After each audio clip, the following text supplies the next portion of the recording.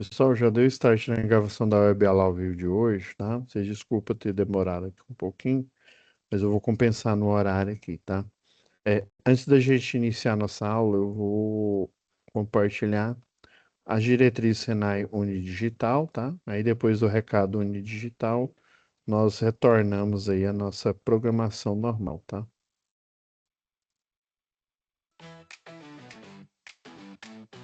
Como aproveitar melhor sua web aula via Teams? Participar de uma web aula é mais do que entrar na chamada, é estar presente, focado e respeitando o momento de aprender. Vamos às dicas? Escolha um lugar tranquilo, bem iluminado e sem barulhos. Isso ajuda você e toda a turma a manter o foco na aula. Entre na sala alguns minutos antes do horário. Assim você consegue testar a internet, o áudio e começar a aula com calma. Sempre que possível, mantenha a câmera ligada. Isso mostra envolvimento. Mas lembre-se, esteja com roupa apropriada, em um local adequado e cuide do que aparece ao fundo. Você está em um ambiente de aprendizagem. Quer falar? Use o chat ou a função levantar a mão. Respeitar o tempo de fala do outro ajuda todo mundo a participar melhor. Evite distrações durante a aula. Feche outras abas, guarde o celular e foque no conteúdo. Esse é o seu momento de aprender. Em caso de dúvidas sobre o conteúdo, fale com seu tutor ou tutora. Para dúvidas sobre acesso ou uso da plataforma, procure um monitor. Use o AVA, ele é o seu canal direto com a equipe. Você faz parte da aula e a gente está aqui para ajudar você a aproveitar o melhor dela.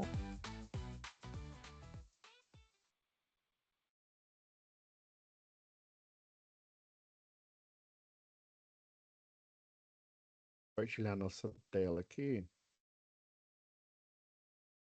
Pessoal, lembrando aí, tá? Não esqueça das anteriores aqui, tá? Tava olhando mais cedo aqui as postagens, já fiz correção, já vi que já tem duas de cada atividade aqui, né? De operação do CEP aqui, manutenção e operação, tá? E aí, enfim, vamos chegar na parte de projeto. Agora, essa parte de projeto aí, eu dei uma modificada, né? Inclusive, até a equipe aqui já modificou ela novamente aqui, né?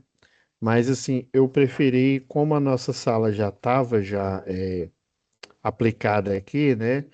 Aí corri o risco de eu colocar uma outra atividade aqui e, como se diz, bagunçar aqui, mas eu fiz uma adaptação, inclusive foi com um professor lá do Roberto Manjo, né? Que ele também ele trabalha na análise de projetos, né? Ele é como analista lá de projeto ou do CEP, ou projetos prediais, né? Industriais e tal.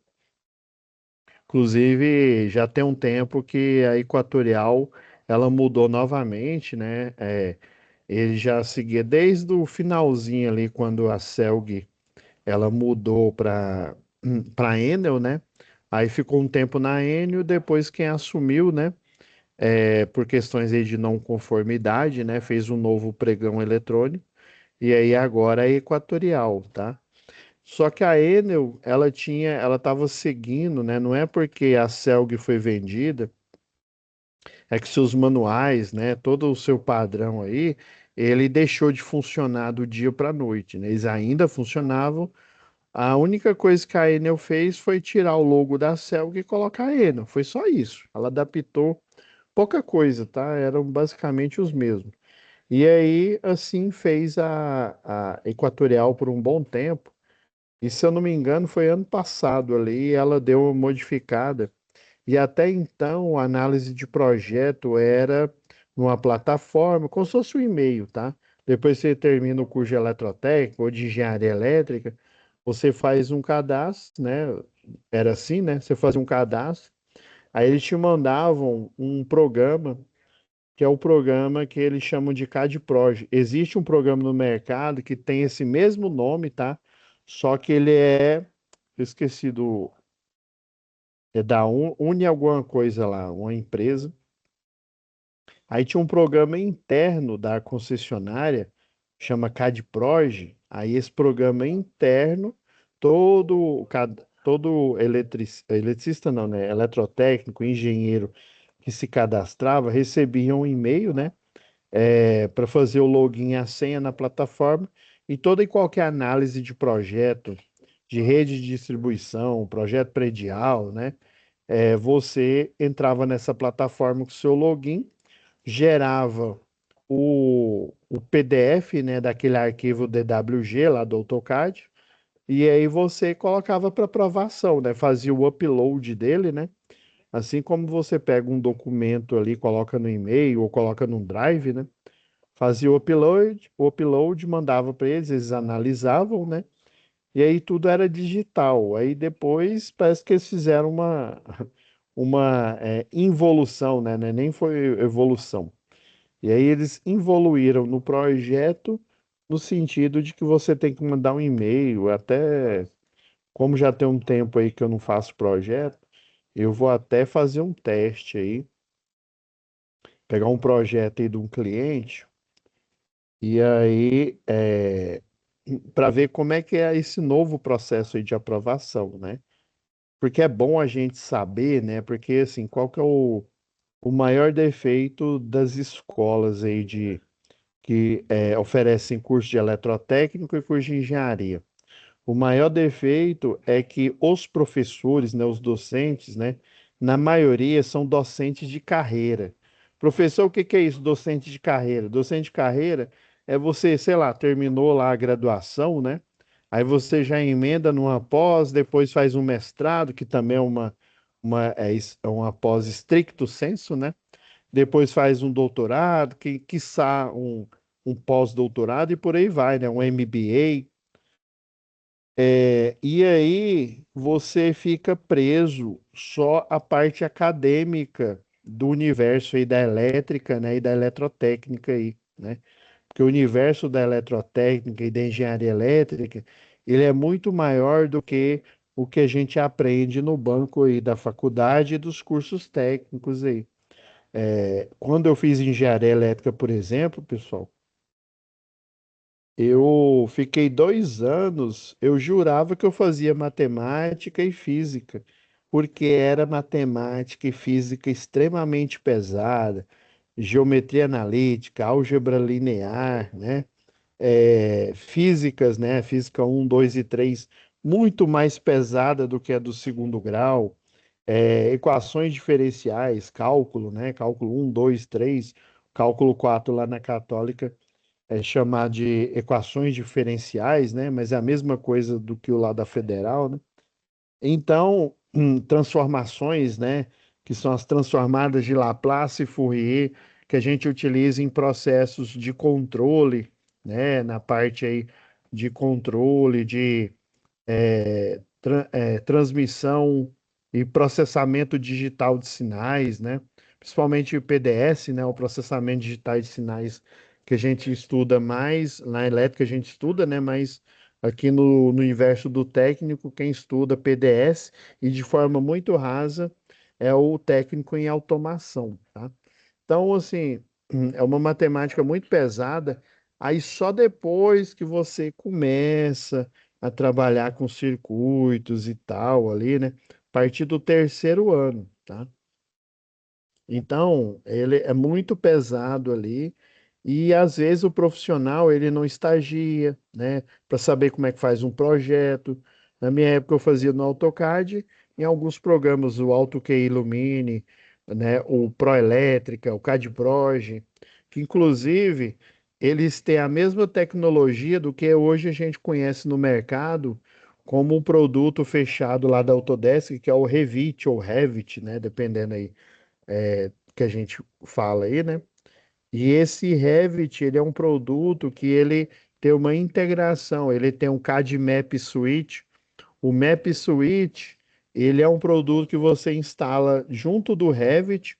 O Revit são para questões de arquitetura e de civil, alvenaria e tal. Eu não sei, eu lembro que o pessoal da Civil chamava SAP 2000, que era para estruturas metálicas, né? Tem o TQS, né, que utiliza, eu sei porque eu tenho um colega que ele é engenheiro civil de estruturas metálicas aí, fundações, né? Aí ele utiliza esse programa TQS. Então, assim, tem um universo. E todos esses programas, eles são a tecnologia BIM, né? A tecnologia BIM, basicamente, um desenho digital, ele é a mesma coisa de um desenho físico. A diferença é que ele é digital. A diferença é que eu não preciso colocar um papel de seda por cima, fazer um gabarito ali, ou um acetato, né?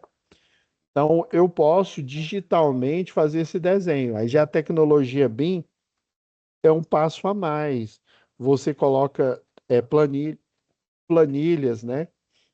É, programas que vinculam aquele desenho às informações que a gente tem no projeto, né? Uma linha no AutoCAD, ela é só uma linha. Agora, num programa tipo o AutoCAD Illumine, essa linha, se você dizer que ela é um eletroduto, ela é. E se você disser que ela tem um cabo, uma fase, um neutro e um terra, ela tem. Ele não está só no desenho, ele vai estar, você só seleciona, pena que eu não tenho nenhum aqui instalado para mostrar para vocês aí. Você só seleciona, clica lá em lista de material e aí ele até pergunta, você quer em Word, você quer em TXT, você quer em Excel, ele pergunta até em qual programa você quer fazer essa exportação aí. Você quer em PDF? O que que você quer? Você quer ele em vetor, né, que é o formato aí do AutoCAD, né? Inclusive o vetor ele fica na forma de bloco porque ele carrega informação inteligente. Aí, geralmente o mesmo projeto em que ele tem a tecnologia BIM, o outro que ele não tem, com a mesma quantidade de desenho, o que tem a tecnologia BIM, ele é mais pesado, ele tem tantos megas a mais porque ele tem informação inteligente ali interligada. E aí, toda alteração que você faz no projeto BIM, ela é em cascata, porque se alterou aqui, ele automaticamente a fórmula, se alterou um disjuntor, sei lá, no geral aqui, ou num circuito lá que tem outros interligados, ele vai alterar também do outro lado, vai alterar a bitola, né?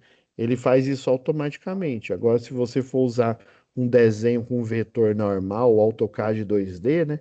Você tem que fazer todas as alterações uma por uma e demora um tempo, né, que às vezes você não tem.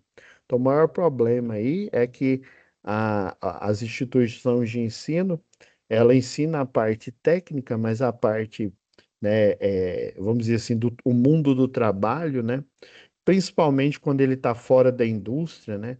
Porque o sistema elétrico de potência, ele é suporte, né? A rede de distribuição, aqui no Eletrotécnica, nós vamos ver mais é a rede de distribuição. Ainda temos a linha de transmissão que a gente viu lá, instalações do CEP, né? Eu falei sobre as LTs, né? A gente fez até um cálculozinho lá para vocês verem como que é simples esse projeto, né? Então, basicamente, um projeto de sistema elétrico, ele é bem simplificado, tá? E aí, hoje, aí eu já deixei aí, ó, a Mariana aqui, ó, já deixou liberado. Ela até liberou, acho que não, as outras partes não estão liberadas não, tá? Aí amanhã já vai estar liberada a aula de hoje, tá? E aí eu fiz algumas alterações aqui para essa turma.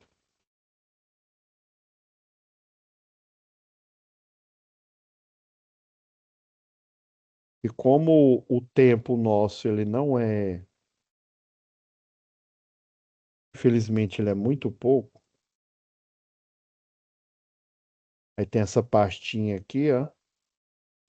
Aí tem o roteiro, tem a folha de resposta. O ideal, eu vou baixar uma por uma aqui, ó, mas se você quiser, você pode baixar ele zipado aqui, tá? Esse anexo um aqui, ó, o 2 e a folha de resposta. Vou ter que alterar aqui, ó, como meu HD tá lotado, ele tá dando estouro de pilha. Vou pôr só como a TV.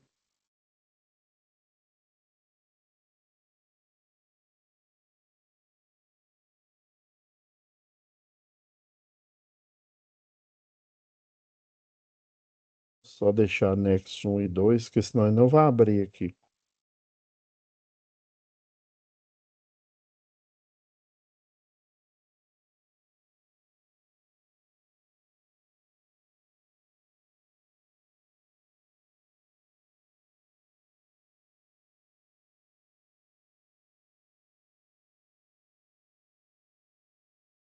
É a SAP.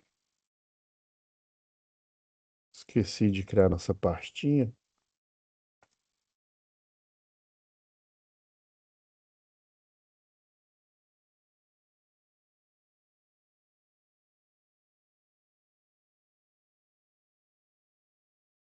Passar aqui, que aí a gente não mistura com planejamentos e cronograma aqui.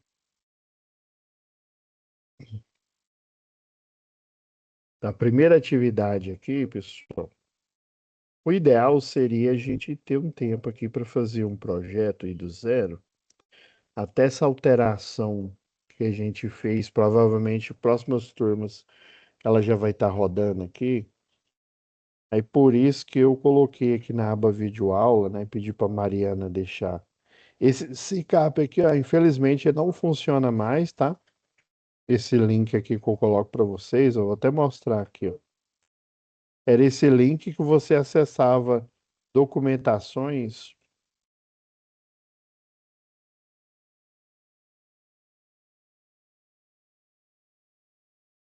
Foi até, ó, em 7/7, mas foi de 2025, se eu não me falha a memória aqui, ó. Você entrava numa plataforma, eles descontinuaram ela. O problema é que essa plataforma, ela tinha uma base de dados ali, de formulários que a gente utilizava aí, né? Aí esses formulários, eles migraram lá para a pasta de projeto. Geralmente eu abri outro navegador aqui pra gente aqui, ó. Vamos ver aqui, ó, normas, técnicas Equatorial Goiás.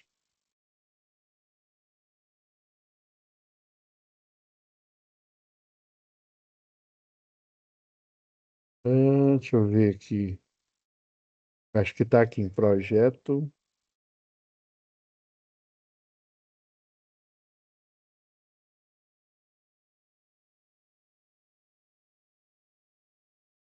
Acho que está com erro essa plataforma aqui, cara. Não deveria ter vindo.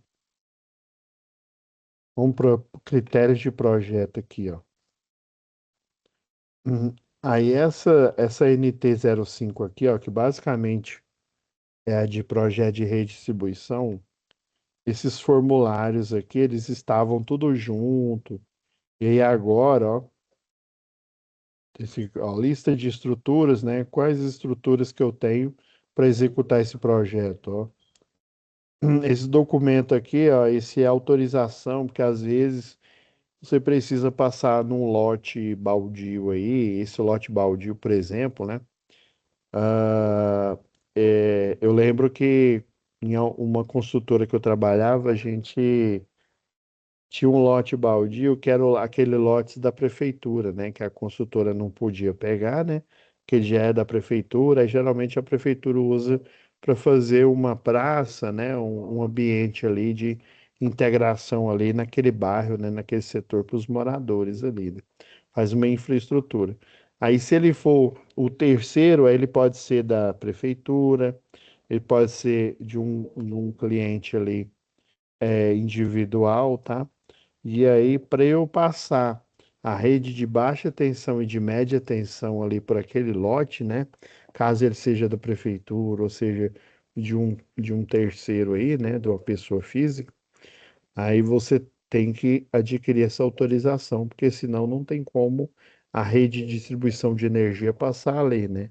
Aí tem um modelo aqui de memorial descritivo, né? Então, esses anexos, antigamente você encontrava nessa plataforma aqui, né? E confesso que eles iam muito mais organizados, né? Hoje em dia a alternativa é você ir lá e tem que pôr Equatorial Goiás, tá? Porque tem Equatorial Pará, tem Equatorial de outras localidades aí, tá? Esse dia eu tava dando uma aula ao pessoal ali do Piauí, ó, e aí eu peguei um exemplo aqui de projeto, né? Que foi aplicado de. Esse não é de rede, não. Esse é de subestação mesmo, né? Explicando como é que aplica lá, né? Dependendo da concessionária de energia local, né? A gente tem que adequar essa aula aqui, tá? Então, a atividade para suprir isso, ó, por isso que eu criei essa pastinha aqui, ó.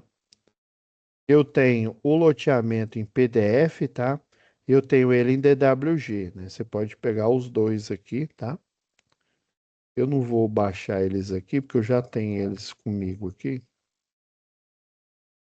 O ideal é você fazer ele do zero, mas é aquela história. Professor, como é que eu vou aprender, sendo que eu nunca fiz? O jeito que eu acho lógico, professor, é eu fazer um projeto do zero. Eu também achava isso, tá? Mas eu aprendi no estágio, né? Aquela história. Tem até uma tarefa que vocês fizeram lá de, se eu não me engano, é projeto industrial, né? Que aí eu não sei se vocês lembram, lá na SAP falava que a empresa fulana de tal, a Mega Projetos, lembrei. Ela tinha tradição de colocar um projeto numa pessoa recém-contratada. Eu vou reafirmar novamente, eu falei isso naquela aula, e eu vou reafirmar novamente, pessoal. Se uma empresa faz um negócio desse aí, ela tá pedindo para ela ter problema. Eu vou, como se diz, eu vou te dizer o que que acontece na vida real. Na vida real, a empresa ela não vai fazer uma loucura dessa, porque ela não vai pegar um projeto, pode ser até de um pequeno cliente, né? E ainda mais, imagina se o cliente sabe que você colocou uma pessoa recém-contratada que não tem experiência em projeto para assumir o projeto dela. O que que você vai estar sinalizando para esse cliente? Se você vai estar sinalizando que você não se importa com esse cliente, né? Ah, e colocou um cara lá qualquer para fazer o projeto, né? Aí o que que acontece na vida real? Agora eu vou te falar o que que aconteceu comigo, o que que acontece com todos que estagiam. Geralmente eles pegam um projeto, aí eu lembro lá no escritório tinha um servidor, né, uma máquina central ali, que ela guardava, né? É como se você guardasse num drive, né? Só que era um armazenamento físico que tinha na rede interna lá, da empresa, né? E aí nessa pasta ficava no armazenamento lá todos os projetos.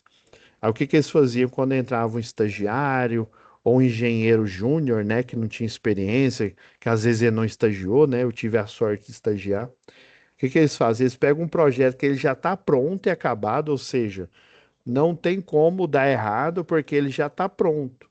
Aí ele vai pegar esse projeto, ele vai copiar ele e vai colocar numa pasta, sei lá, pasta de estágio.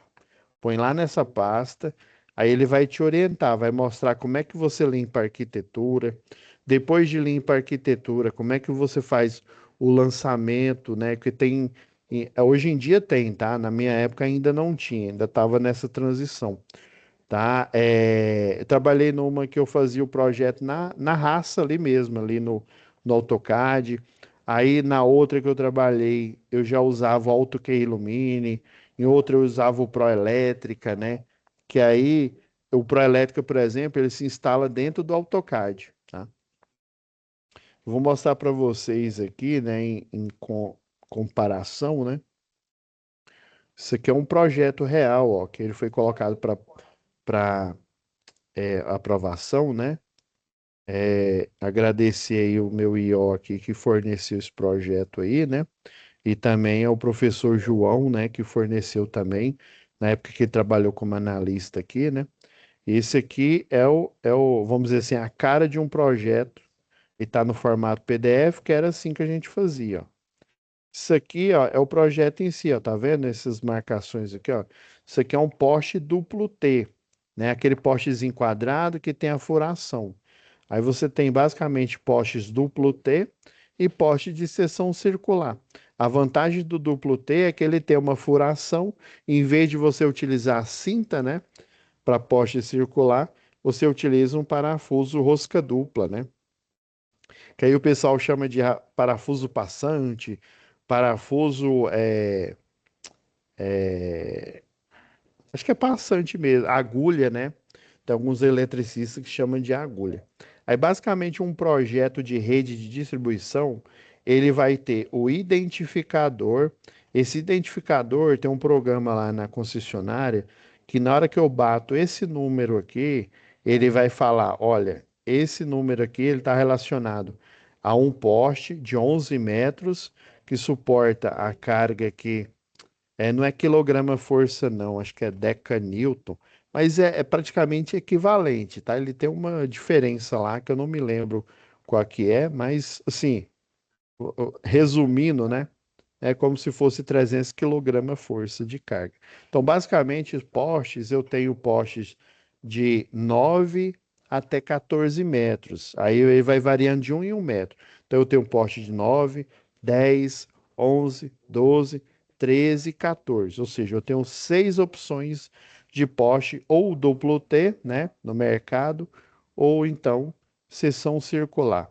E estes, né, ó, eu tenho postes de 11 metros, ó, por exemplo, esse daqui, ó, ele suporta 300 kg-força, já esse outro de 11, ele suporta 600, né? Então, a armadura dele, né, o concreto protendido, ele é mais resistente aqui, né?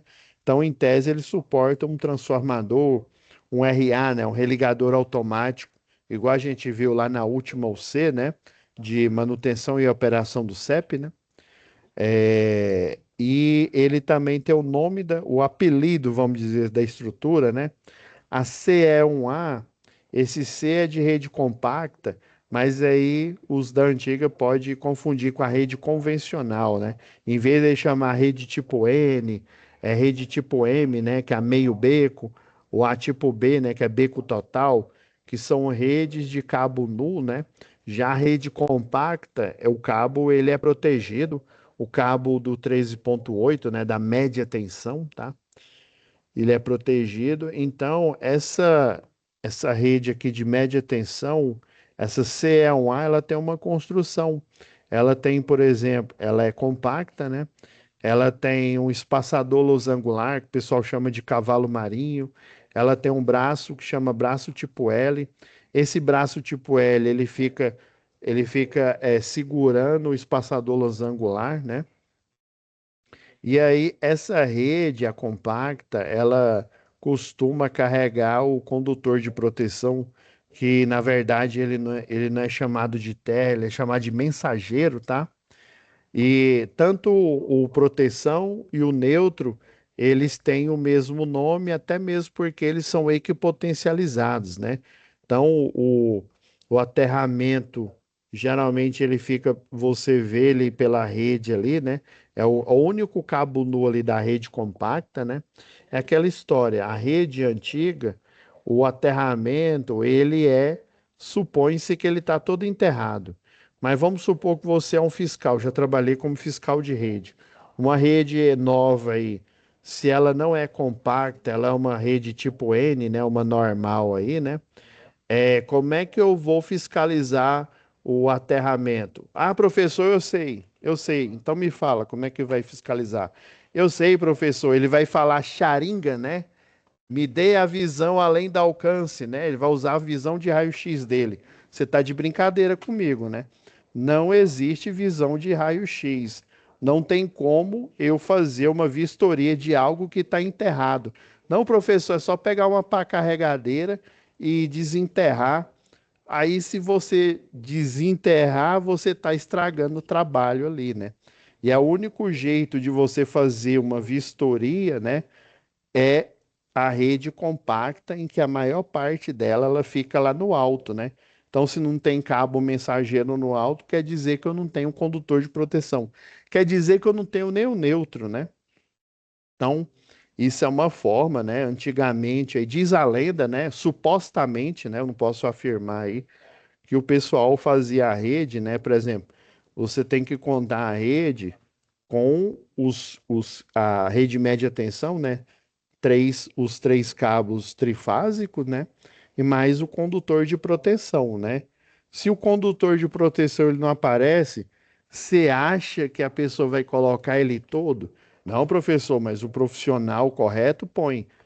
falou bem o profissional correto, o profissional das trevas aí, o profissional que superfatura, né? Profissional que baixa com 5 e levanta com 6, né? Ele não vai fazer isso, não, né? Agora, para evitar esse tipo de manobra aí, fiscal, né? Esse tipo de eu estou falando supostamente, não estou afirmando que faziam isso, não, né? Mas a gente, né, eu vou dar uma de pica-pau, né? Em toda a minha vida nessa indústria vital, né?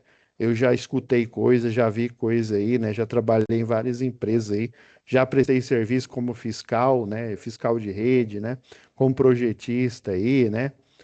Analista de rede. Então, você vê muita coisa, você faz auditoria de muita coisa aí. Então, esse é o formato, né? Então, você tem o ID, o identificador do poste. Aí, esse número aqui, o ID, ele vai mostrar que ele tem 11 metros, 300 kg força. A construção é de média tensão compacta, né? A CE1A, né? E a rede é, secundária aqui, né? A S aqui. Aí temos a S e a SI. Aí geralmente é o I maiúsculo aqui, que ele mostra a rede, quando é I é uma rede multiplex, né? Assim como a rede compacta, as fases são protegidas, né? Também na baixa tensão ela é protegida, né? Antigamente, tanto a baixa quanto a média tensão eram de cabo nu, né? E aí é uma fragilidade, né? Que hoje em dia não compensa você correr esse risco aí. Eu vou pegar o material complementar aqui, ó, que eu disponibilizei para vocês. Vou pegar no próprio AutoCAD aqui. Em tese, era para você fazer esse projeto aqui do zero, tá? Mas aí é igual eu falei, quando eu estagiei, eu peguei um projeto pronto, tá? Inclusive, eu vou indicar umas correções aqui, né? Que tem algumas inconsistências, né? É igual eu falei, né? Uma coisa é o professor de carreira, outra coisa é um professor que além né, da parte pedagógica, da parte técnica, ele tem experiência na parte, né, prática, né, no mundo do trabalho aqui, ó. Então, o projeto, ó, sem ele estar aplicado, ó, pegou, tem esse loteamento aqui, ó. Se você contar aqui, ó, se não prestar atenção, ó, isso aqui eu acho que é pegadinha aqui, ó. O lote 4, ó, cadê o lote 5, ó? Aqui fala que tem 17, mas na verdade são 16 lotes, tá? Então esses lotes aqui, né? E aqui tá falando para você utilizar um transformador de 150. Pessoal, por padrão, rede de distribuição urbana, o que que a rede de distribuição urbana faz, né? Ela tem atrelado a ela um transformador, né? Esse transformador ele vai fazer a conversão da rede de média, né?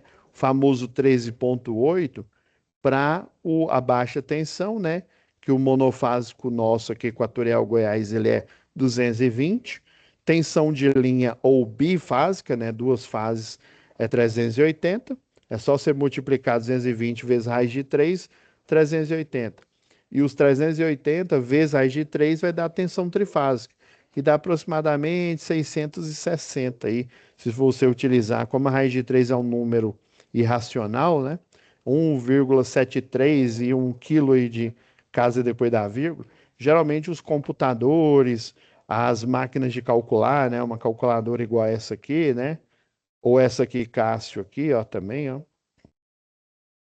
Geralmente eles pegam 13 casas depois da vírgula aí, tá? Então o grau aí de acerto, né, ou de correção aí é de 13 casas após a vírgula aí. Aí por isso que muitos programas, por exemplo, sistema elétrico de potência, ele tem uma escada, né, o sistema supervisório de aquisição de dados, né, que é um sistema aí nacional aí, ele, quando o algoritmo dele roda ali, né, a parte numérica, ela sempre é em fração, faz o cálculo em fração parcial, porque aí o resultado final você não vai acumulando erro, né? Principalmente se essa fração ela for um número irracional ali, né? Aí você faz a aproximação para 13 casas depois da vírgula, né? Você vai acumular um erro. Agora, quando você coloca ele na forma de fração e deixa para fazer o resultado final, né? O que tem lá na simulação, e aí você tem a máxima correção de erro ali, na parte do sistema computacional ali, né? Aí assim é possível, né, o pessoal, por exemplo, fazer o controle de frequência, né, que é a frequência da rede, ela é monitorada 24 horas por dia, né, 7 dias por semana aí, e ela não pode ter uma subida abrupta, né, nem um decaimento abrupto. Quando ela sobe, quer dizer que eu tenho equipamentos na rede saindo de funcionamento, ou seja, sendo desligado.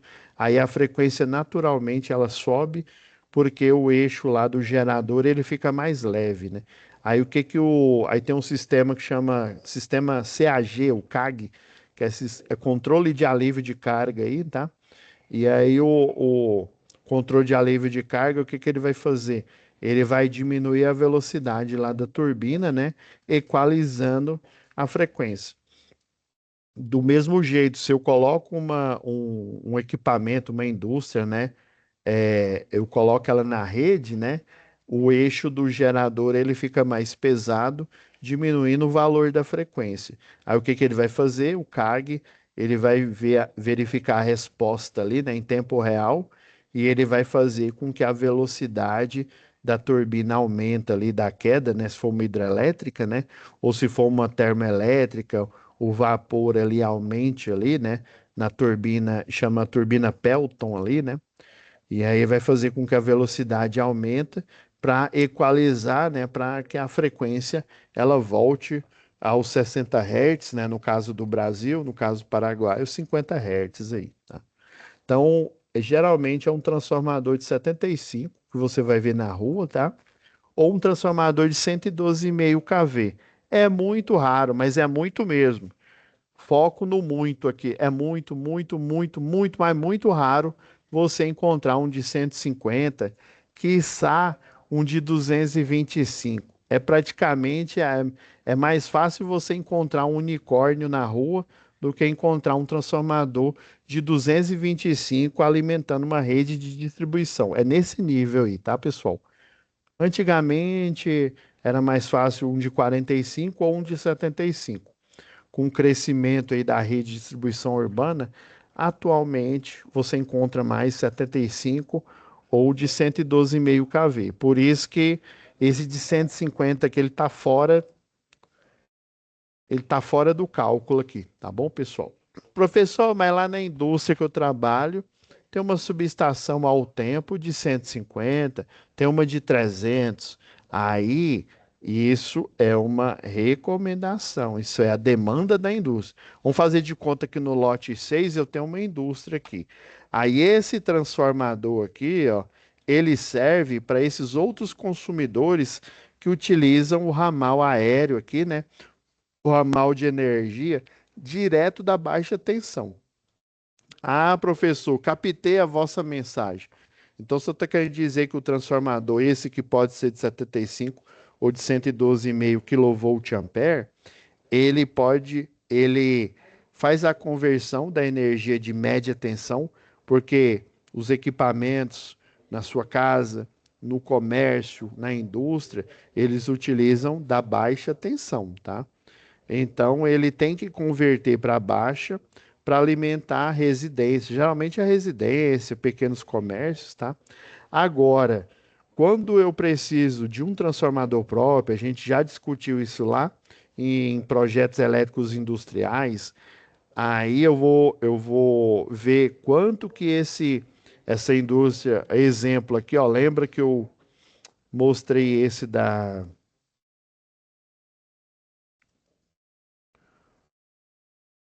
Ah, não, acho que aqui tem.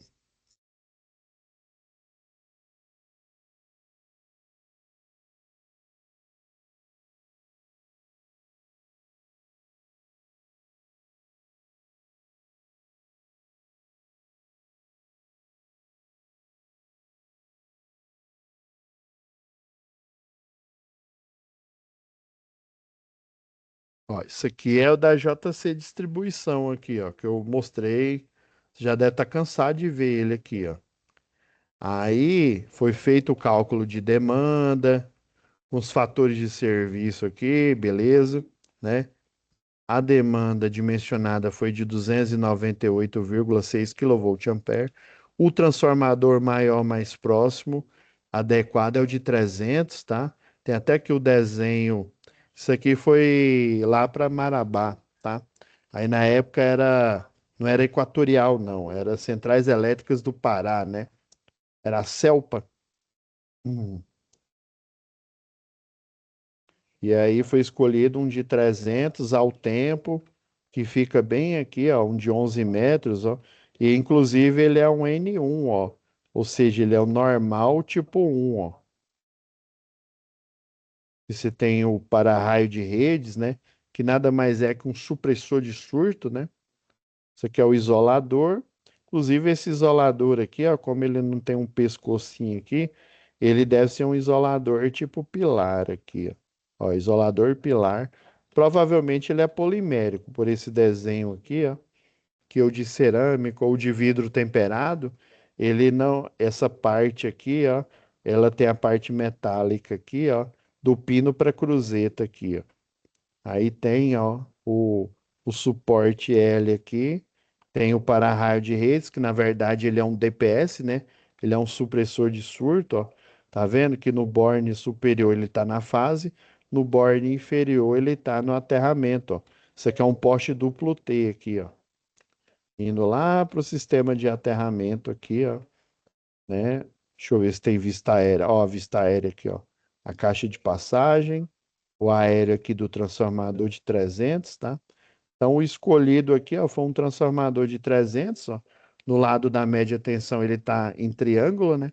No lado da baixa tensão, o padrão, ele está em estrela. Por quê? Porque você tem curto-circuitado com as fases, né? As bobinas de fase, a bobina de neutro, que na verdade ela vai estar aterrada, né?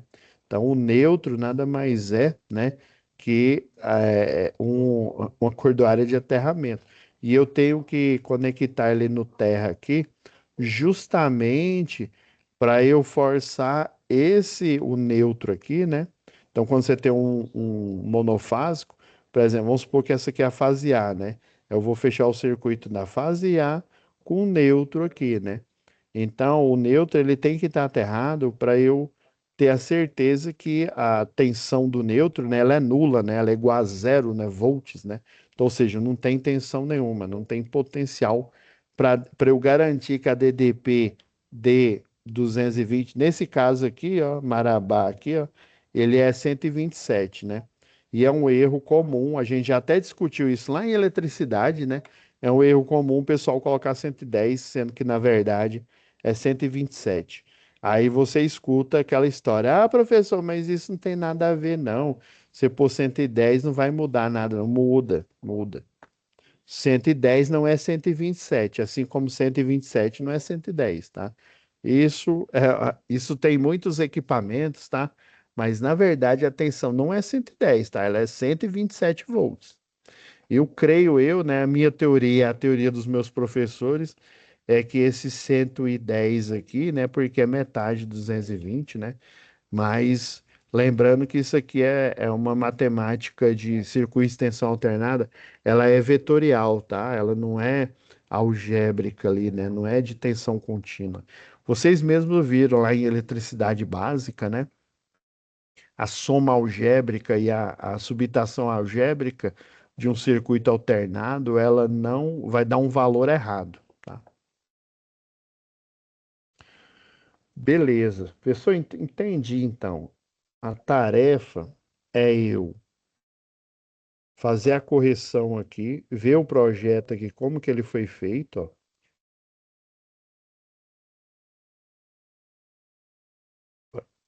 Tipo modelo aqui, isso. Então, você tá vendo, ó, eu coloquei as coordenadas aqui. Esse tronco A é como se tivesse vindo de uma subestação, tá? Aí dessa subestação ele alimenta esse poste. Aí poste não, desculpa, esse transformador, né, que está no poste. E aí esse transformador ele vai cuidar, ele vai fornecer, né, potência para todos esses 16 lotes aqui. Geralmente, num projeto de rede, você coloca um transformador para um, dois quarteirões ou três, dependendo aí da quantidade de carga, né? Aí você vai colocando, né, esporadicamente ali dentro da planta de situação da rede urbana, né? Você vai colocando esse transformador para fazer o atendimento aí, tá? E aí o objetivo é você entender que esse projeto ele foi desenhado desse jeito aqui, né? Na próxima aula a gente pode até comentar mais aqui, né? E aí você pode fazer o seguinte aqui, ó. Eu vou até usar a versão,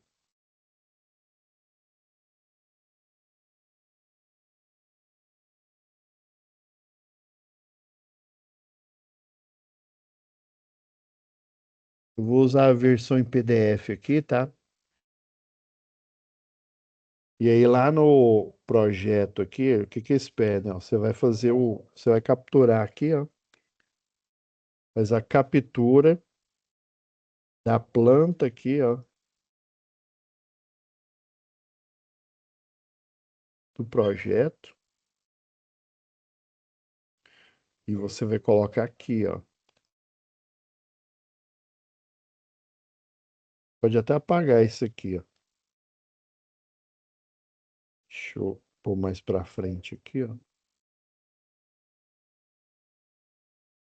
Deixa eu ver se ele tá debaixo da.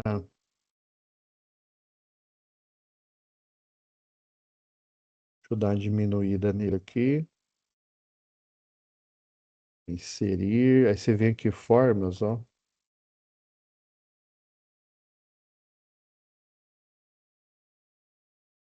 Aí na hora que aí abre aqui a formatação, ó, você vem aqui preenchimento da forma, ó, sem preenchimento, ó, que ele vai ficar só com a borda dela aqui, ó. Geralmente quando você monta a pasta de projeto, tá? Eu vou até dar uma aumentadinha aqui, né? Você monta a pasta de projeto, um dos itens que tem lá na pasta é a planta de situação do projeto já pronto, já executado, o que foi aprovado, que você fez ou no AutoCAD ou no Revit lá, tá? Aí na próxima aula a gente olha cada elemento. Eu tenho as normas aqui, inclusive já eu vou abrir, depois que eu finalizar a aula aqui, eu vou abrir os outros materiais extras aí, tá? Aí eu coloquei as normas, eu coloquei a NBR, se eu não me engano, é a 15992 e a 15688, que são normas, né? Essa 9 é para rede de distribuição compacta, tá? E a outra é para rede de distribuição normal, né? Normal, meio beco, que são as redes de cabo nu, tá? Daí, próxima aula, a gente vai olhar item por item, né? Os padrões ali. São basicamente quatro padrões, tá? O restante dos desenhos ali que a gente começa, quando a gente vê a primeira vez, a gente dá até uma desesperada, né? Eles são combinações dessas quatro tipos de estrutura. Só são quatro, tá? Então, fiquem tranquilos aí que próxima aula, a gente analisa esses quatro tipos de estrutura. Beleza? Então é isso, pessoal.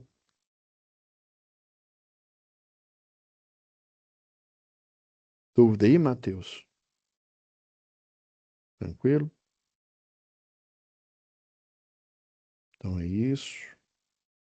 Parando aqui a gravação, tá, pessoal? Fiquem com Deus e até a próxima web aula ao vivo.